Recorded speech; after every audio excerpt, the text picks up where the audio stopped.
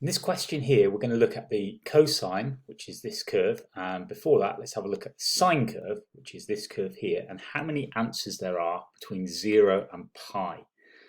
And if you're thinking in degrees, you could think of this as 0 to 180. So if I was to draw a line at y equals a half, for example, let's make this blue line.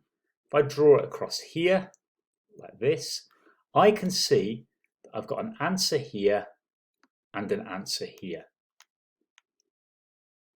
And in fact, I actually know what these answers are. You can check them on the calculator. This is pi over 6, and this is 5 pi over 6. Now your calculator, if you go to do the sine inverse of a half, so if you know that sine x equals a half where I've drawn this line, your calculator will actually just give you this answer pi over 6. It won't give you this second answer, but I know that these two answers, the first x value and the second x value, they add together to give me pi. So I can get the second answer for sine by doing pi take away pi over 6, and this will give me 5 pi over 6. Now this works for all cases between 0 and 1. I will always have two answers. So if I was to put one here, let's make a straight line. If I was to put a straight line here, then I can see that my two answers are here. And my calculator will give me that first answer. And then I'm going to do pi take away that first answer to get the second answer here. So between 0 and pi, there are always two answers for a sine x. And you could say that between 0 and 180, the same thing happens. So if this was 30 degrees, the other one would be 150 degrees.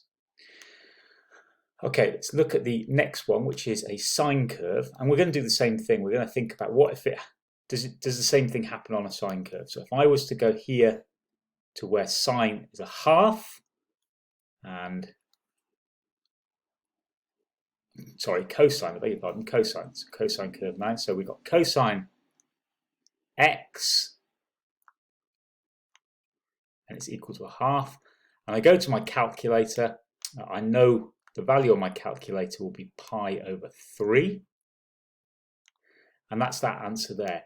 Now you can see that there's no second answer. In fact, there is a second answer, but it's way over here. Okay, and at the moment, I'm only concerned between 0 and pi. But what's interesting about the cosine is it has negative values. So once I come past pi over 2 or 90 degrees, and I was to go to negative a half, roughly there, that's giving me this value here, and my calculator will give me that value. So if I was to find cosine